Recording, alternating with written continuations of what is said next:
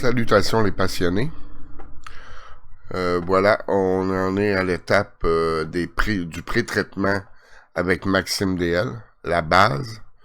Je ne prétends pas vous donner la recette miracle pour faire vos pré-traitements avec Maxime DL. Je vais vous montrer la base de ce que je fais. Et c'est pratiquement toujours la même chose que je fais. Alors, cette base fonctionne pour moi. À vous de voir si elle fonctionnera pour vous. Et vous pourrez toujours vous ajuster et faire votre propre recette. J'en profite aussi pendant ce tutoriel pour vous dire que je vais vous mettre des liens sur des chaînes qui pourraient vous venir en aide sur les traitements de vos images avec Photoshop, Pixelsight. Je parle de la chaîne de Valentin. Je peux pas vous donner son nom de famille parce que j'ai un peu de misère à le prononcer. Je voudrais pas mal le prononcer, alors je le prononcerai pas. Je vous donnerai ça à la fin de ce tutoriel et je vais ajouter les liens dans la boîte de description. On va tout d'abord débuter avec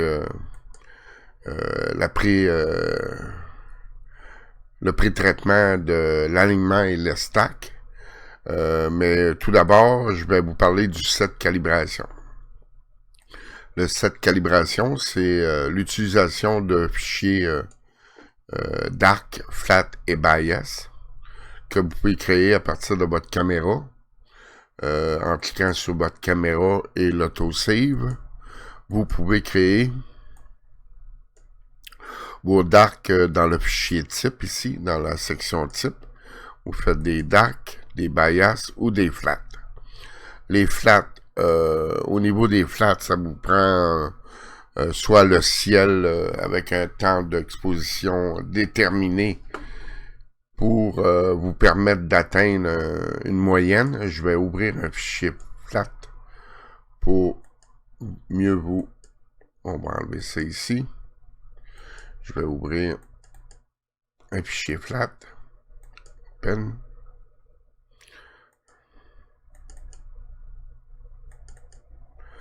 À moins 25 dans mon cas ici. Alors, j'ouvre un fichier flat. Et voilà. Ça, c'est un flat. Créé avec Maxime DL.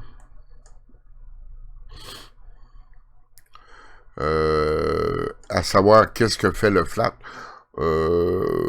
Primordialement, il sert à enlever les taches que vous avez sous votre capteur. Il sert sans doute à d'autres choses. Je suis pas vraiment l'homme technique et scientifique pour vous expliquer ce que fait, mais avec une bonne recherche sur Google, sur l'utilité d'un flat, vous aurez probablement une meilleure description de ce que fait un flat que si moi je vous le dis. Tout ce que je sais, c'est qu'il faut en faire, les utiliser. Alors je les fais et je les utilise. Lors de leur création, je prends un panneau lumineux LED que j'utilise pour faire mes flats. Et à partir de ma fenêtre d'information, que je mets en mode Area,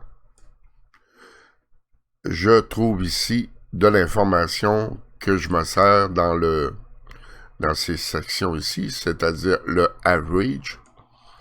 Je m'arrange toujours pour être entre 30 000 et 35 000. Ici, je suis à 31 624. Alors, la moyenne que j'utilise est entre 30 000 et 35 000. Alors, vous prenez votre photo, vous faites des tests, et lorsque vous avez atteint le 30 000, et entre 30 et 35 000, vous pouvez effectuer vos flats et utiliser ces flats. Il faut les faire à la même température que vos fichiers light.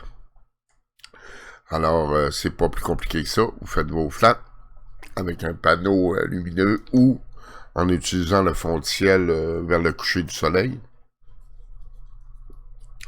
Vous arriverez à faire des flats. C'est des temps d'exposition variante entre chaque fil. Alors, c'est pas toujours le même temps d'exposition. avec un panneau, avec un ciel. Vous devez vous ajuster parce que la luminosité au coucher du soleil diminue. Alors, moi, j'utilise un panneau pour pas avoir à jouer avec ce temps de pause-là. J'utilise le bon temps de pause une fois que je l'ai trouvé et je fais mes flats. Pour les dark, ben, il faut couvrir son capteur. Et je vais aller vous chercher un dark.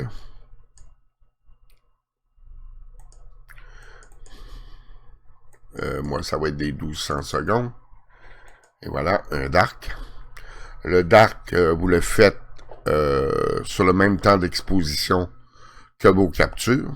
C'est-à-dire que si vous faites des 900 secondes, vous faites des darks de 900 secondes. Dans ce cas ici, moi, c'était des 1200 secondes. Et c'est toujours à partir de votre menu Autosave. Vous sélectionnez dans le type les darks et vous faites le même temps d'exposition. On a aussi les bias, que je vais en ouvrir un. Dark, ça c'est les dark bias. C'est toujours des 25 secondes. Ça ici, ça se trouve être des bias. Et voilà. Une fois que mes bias sont faits, mes darks sont faits, mes flats sont faits, j'ouvre mon set calibration et je vais chercher mes fichiers à partir de ce bouton.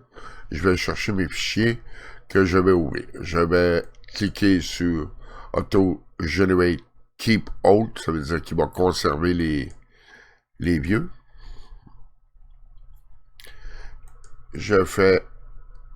J'ouvre le fichier, m'allant chercher un là, pour vous montrer. Je vais aller chercher un bias. Je fais OK. Je fais Auto Generate. Il m'a trouvé tous mes bias qui sont ici. Il y en a 75. Et je fais un master en cliquant sur Replace W Master. Alors là, il va me créer un master.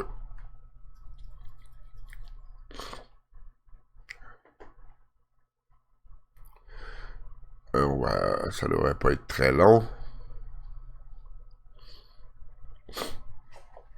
Les bias, il n'y a pas de temps d'exposition. Vous cliquez, vous faites le nombre à la même température que vos fichiers light. Et voilà, mon bias est créé, mon bias 2. Là, je vais le déliter parce que je l'avais déjà. J'en ai un autre ici qui est pas bon, je crois. Attendez un petit peu, je vais regarder. Bias moins 25. Lui, il est pas bon, j'ai dû faire un. Je fais Remove Group. Et voilà. Alors là, j'ai mes bias. J'ai mes dark à 1200 secondes en master. Et j'ai toutes mes flats ici pour chaque filtre. Le bleu, le vert, le HA, la luminance, le O3, le rouge et le S2. Ce sont mes flats. Ils sont tous cochés. Alors, il va les utiliser lors du stacking et de l'alignement de mes images. Alors, on appuie sur OK. Il faut s'assurer que c'est bien coché. Que votre calibration, l'utilisation de la calibration de vos darks soit cochée. Vous faites OK. Alors, une fois que vous avez tous vos fichiers de calibration qui ont été cochés, vous pouvez procéder à l'alignement et au stackage de vos images. Alors, pour commencer, on va faire un stack et un alignement de fichiers SHO. Alors, nous allons ouvrir notre fenêtre de stack en allant dans Process Stack. Je vais additionner mes fichiers de NGC 1499. Ici, on voit que j'ai plusieurs nuits. 1, 2, 3, 4, 5, 6, 7, 8, 9, 10 et 11 nuits de capture. Il n'y a pas 7-8 fichiers par dossier. Il y a des fichiers qui ont des dossiers qui n'ont qu'un que j'ai pu faire vu l'état du ciel. Alors, je clique sur OK. Si vous avez plusieurs dossiers comme moi pour une image, il faut vous assurer ici que vous avez coché inclus les sous-fichiers. Alors ici, je ne prends pas celle-là. c'est un TIFF. Je le supprime, remove item. Alors voilà, j'ai tous mes fichiers pour faire mon alignement et mon stack. Par contre, là, j'ai des fichiers qui sont pas bons. Soit il y a des étirements, soit il y a des nuages. Alors, je vais procéder au tri. Donc, je les passe en cliquant sur mes flèches au bas. Alors, je vais vers le bas et je vérifie l'état de mes fichiers. Celle-là est trop brillante parce qu'il y avait des nuages. Je clique sur la barre d'espacement pour le retirer de la liste. Alors, je continue. Trop brillante, je l'enlève.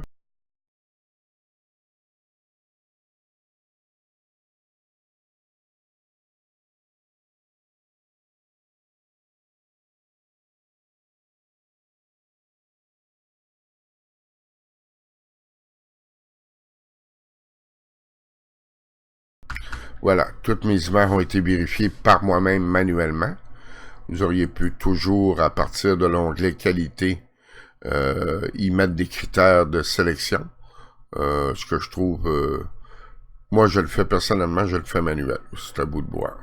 Alors une fois que j'ai fait ça, je vais cliquer sur un fichier que j'ai rejeté et je vais faire Remove Disable Item. Alors là, il va m'enlever tous les fichiers que j'ai pas sélectionnés. Je garde que ceux que je conserve pour le stack.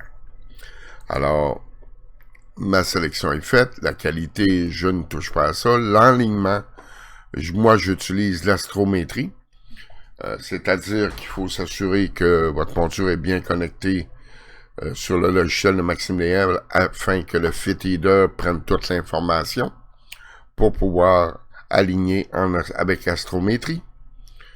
Je conserve tout ça comme ça, je laisse ça comme ça.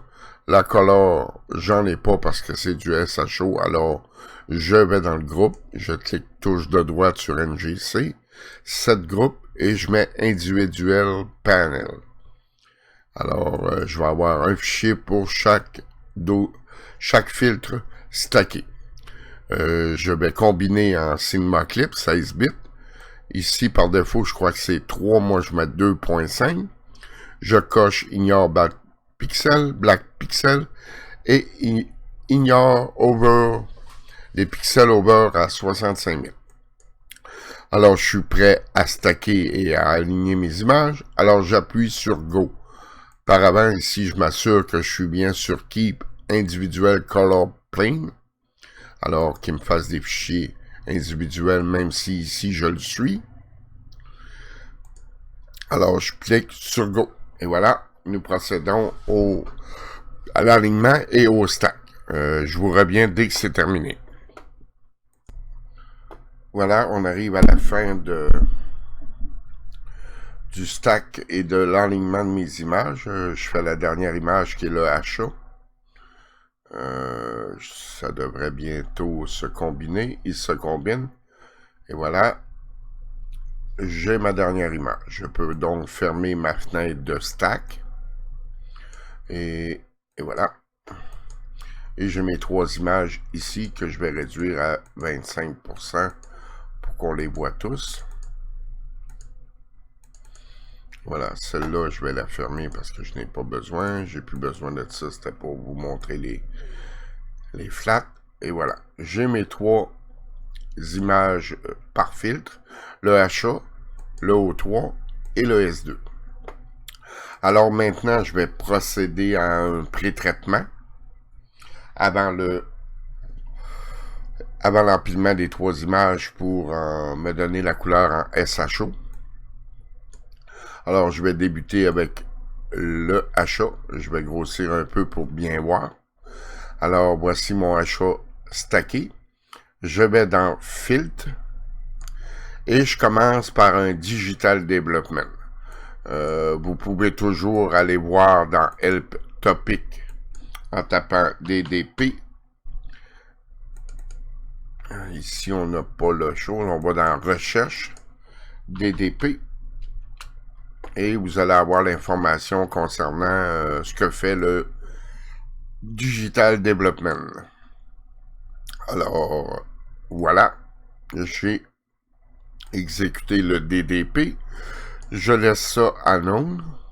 Je coche les deux cases auto ici en bas.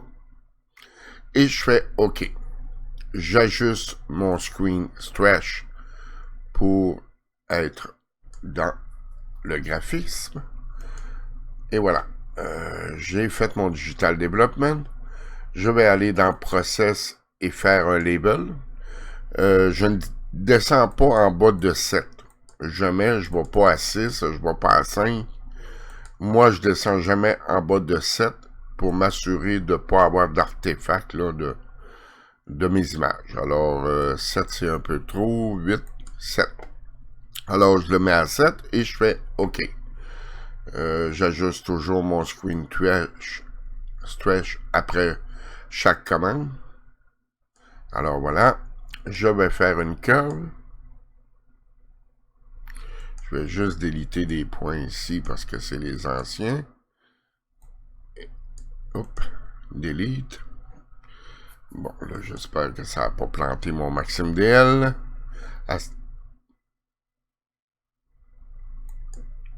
Je crois que oui. Ça a planté le Maxime DL.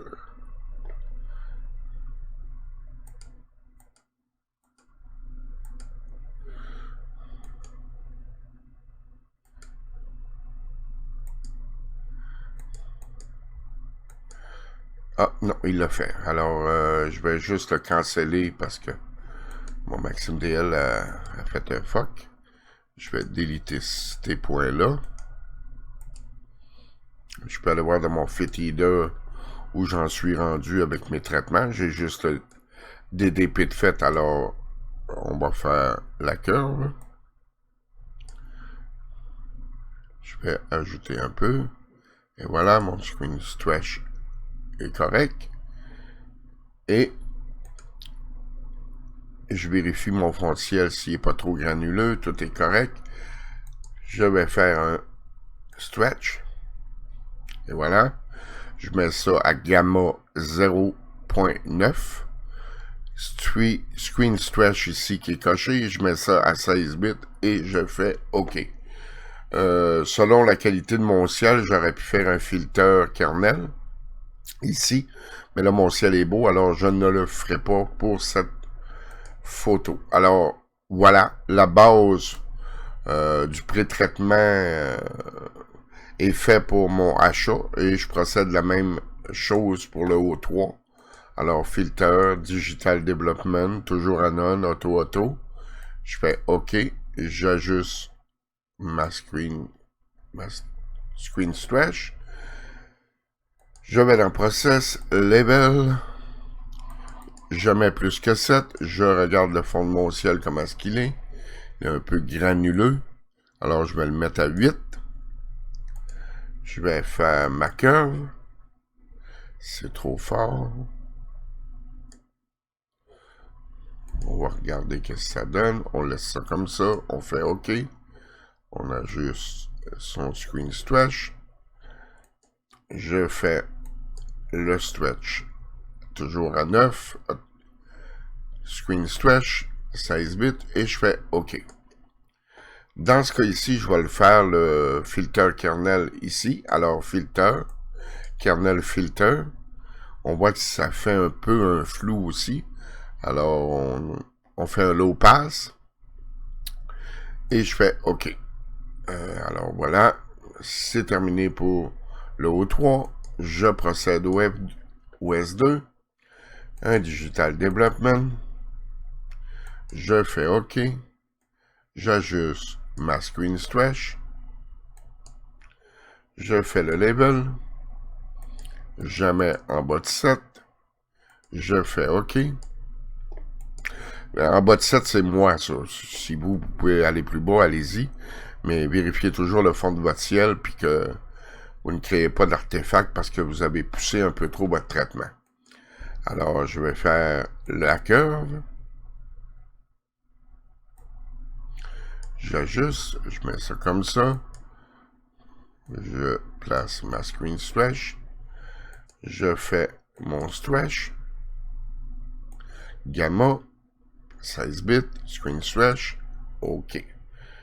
On va aller voir le fond de ciel, qu'est-ce qu'il dit. Mon fond de ciel, là, je vais aller juste vérifier avec un kernel filter si ça...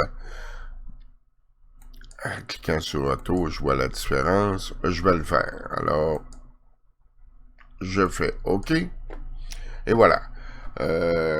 Ceci étant la base pour nos images. Maintenant, on va les assembler et faire une compilation SHO. Alors, je vais dans Color, Blend Narrow Image, Narrow Band Image. Et dans la fenêtre qui ouvre, je vais additionner mes images avec le S pour le rouge. Alors, je vais mettre le rouge. Je reste le scale à 100%. Je fais H pour le vert. Lui, je le mets à 35% parce que le vert est dominant, c'est le HA. Le HA est très dominant. Là, au 3 pour le bleu. Lui, je le laisse à 100%. Et voilà. Maintenant, je vais vérifier avec le Preview en cliquant sur Preview. Je vais ajuster le Screen Stretch. Voici ce que ça donne. Dans ce cas ici, je serais correct. Peut-être enlever un peu de rouge de scale.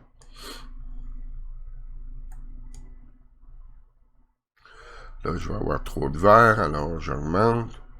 Le vert ici, je vais voir si je l'augmente, qu'est-ce que ça donne. C'est trop dominant. On va le laisser à 100%.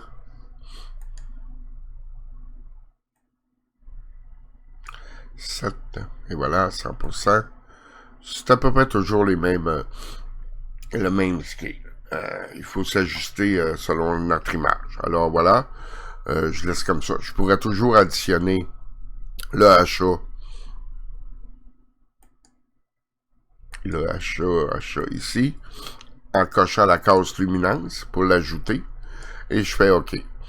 Par contre, je risque d'avoir des artefacts. Il faut bien vérifier que, vous voyez ici, là, ça va causer des problèmes, là, toutes ces petites granules-là. Alors, je vais enlever cette luminance que j'ai ajoutée en luminance. Alors, voilà. Hop, il n'a pas été enlevé. Delete. Je sais pas pourquoi. Delete. Et voilà. Alors, vous voyez que les artefacts ont disparu. Alors, je n'ajouterai pas de luminance avec le stack de la fenêtre narrowband. Je vais le faire plutôt sur Photoshop lorsque je vais l'assembler. Alors, voilà. Pour le pré-traitement, c'est pas plus que ça. Je peux toujours aller faire une color balance et vérifier qu'est-ce que ça donne en cliquant un peu partout dans ma fenêtre. Trop de dominance en vert. Et voilà. Je vais canceller, je vais le laisser comme il était. Et voilà. En ce qui concerne ça, on est prêt à enregistrer nos deux images, le HA et le stack de mes trois images ici. Je vais faire un retournement de mes images parce qu'on la voit mieux sur l'autre côté. Édition, flip, rotate 180 degrés. Et voilà. Là, j'ai mes deux images ici que je vais aller faire le traitement final sous Photoshop. Alors, je vais enregistrer ceux-là, je n'ai plus besoin, je peux les fermer, je n'enregistre pas. C'est juste pour m'enlever le HA, je le conserve. Le S2, je le retire, je ne conserve pas. Et là, j'enregistre tous mes fichiers dans Save All. Et je me crée un dossier sur le bureau que je vais appeler NGC 1499 SHO. Nous sommes le 11 décembre. Et je les enregistre dans ce dossier en format type TIFF en 16 bits. Et j'enregistre. Voici pour le HA. Et pour le SHO, je vais le renommer NGC.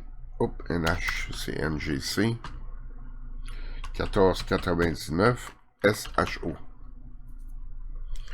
Et voilà, en TIFF.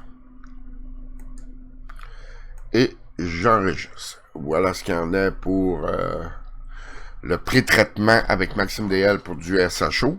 Nous allons maintenant procéder à un pré-traitement en LRGB avec M45. Alors, nous allons procéder au traitement de M45 en LRGB. Alors, je vais fermer mes images ici.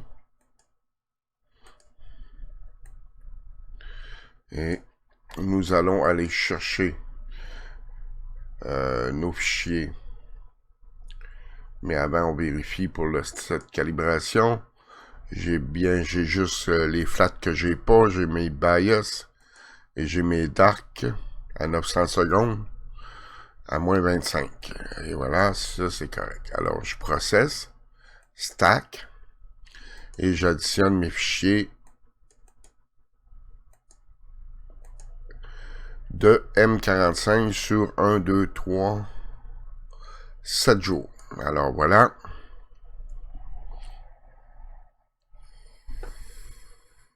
Celui-là, je le retire, ça n'a pas d'affaire là. Le HA non plus, j'en mets pas. Alors je retire le HA. Et voilà, j'ai mes fichiers en LRGB pour prêt pour le stack. Il me reste juste à vérifier l'état de mes fichiers pour m'assurer que j'ai pas d'image avec des étirements ou un mauvais focus. Alors je vérifie. On fait comme tantôt pour le SHO, pour la NGC 1499. Alors voilà, je procède et je vérifie.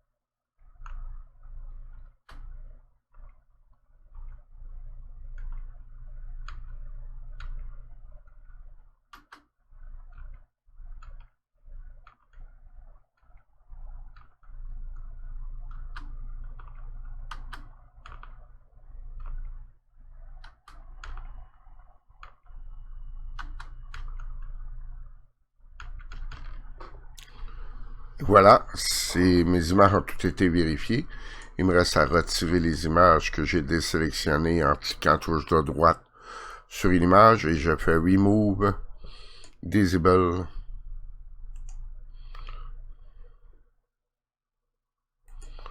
Et voilà, tous les fichiers sont tous prêts. Je vérifie ma composition en cliquant sur le fichier du nom de l'objet et je vais dans cette groupe LRGB. C'est bien ce que je vais faire. La qualité, comme je vous dis, je la vérifie manuellement. Là, Align, j'utilise mon plate sol, c'est-à-dire l'astrométrie. La couleur, je vais laisser ça ici par défaut. Et j'utilise Use Série, je coche les deux cases.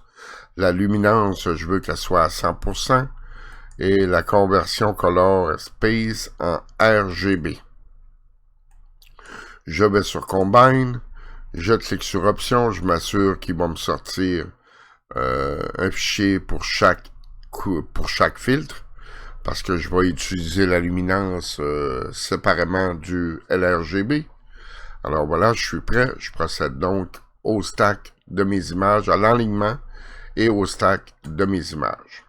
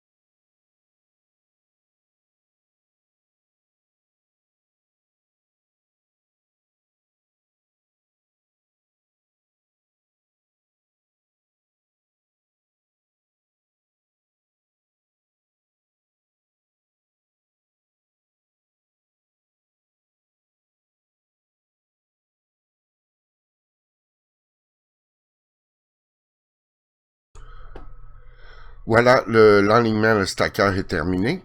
Je peux fermer cette fenêtre. Et ici, j'ai ma compilation LRGB. Mes 4 images ont été assemblées. Et j'ai mes 4 fichiers individuels. Le rouge, le vert, le bleu, le L pour la luminance. Et je ne conserve que la luminance et le RGB. Alors, je peux fermer mon bleu, mon vert et mon rouge. Et voilà. Ici, je vais mettre ça à 25 pour être égal partout. Ici, je procède maintenant au pré-traitement, c'est-à-dire le digital development, le level, les curves et le stretch. Alors, je commence avec mon LRGB, je vais dans Filter. Ici, vous pouvez toujours ajuster votre stretch au départ. Par contre, vous risquez d'avoir une image noire. Alors, laissez-les à médium, mais vous pouvez toujours le faire ce qui aille, dans certains cas. Alors, Filter, Digital Development. Je fais OK, tout est coché, je ne touche jamais à ça. C'est toujours la même chose en ce qui me concerne. Alors, je fais OK.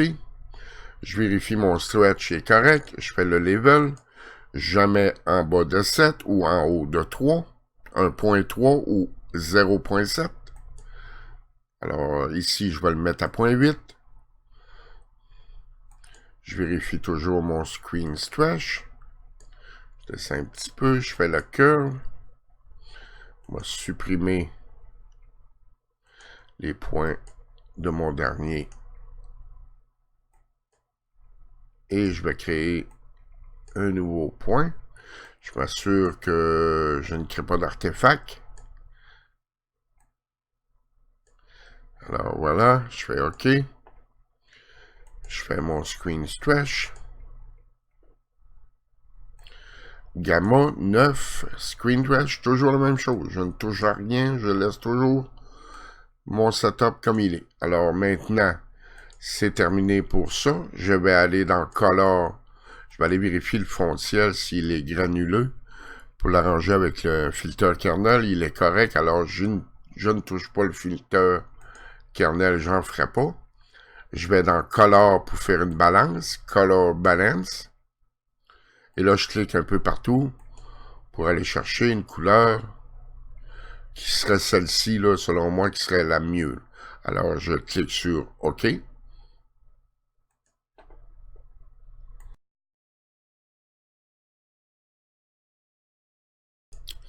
Et ça se trouve être terminé pour mon LRGB. Je fais la même chose avec ma luminance. Je fais Filter, Digital Development.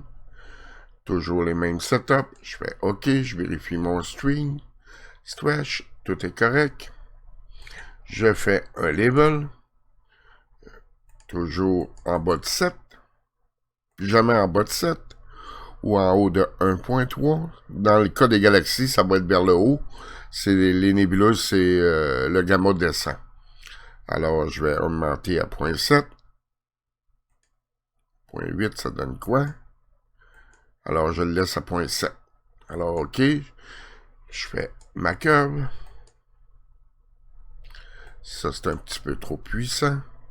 Je vais le diminuer un peu. Et voilà. Peut-être vérifier ici. Faut que je vérifie mes étoiles, faire attention.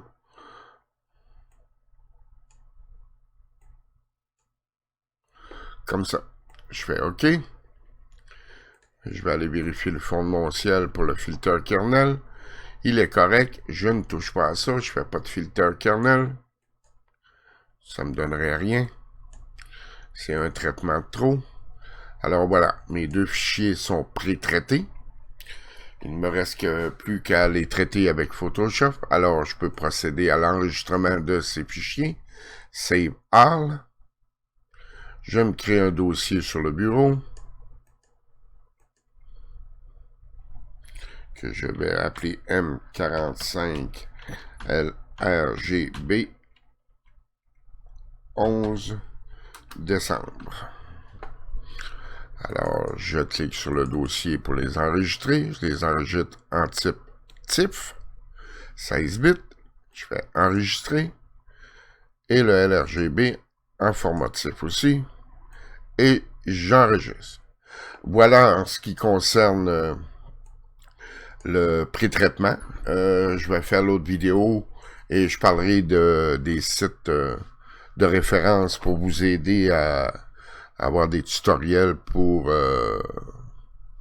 le traitement que je vais vous montrer sur Photoshop. Alors voilà, c'est ce qui termine pour le pré-traitement avec Maxime DL avec des fichiers SHO et LRGB.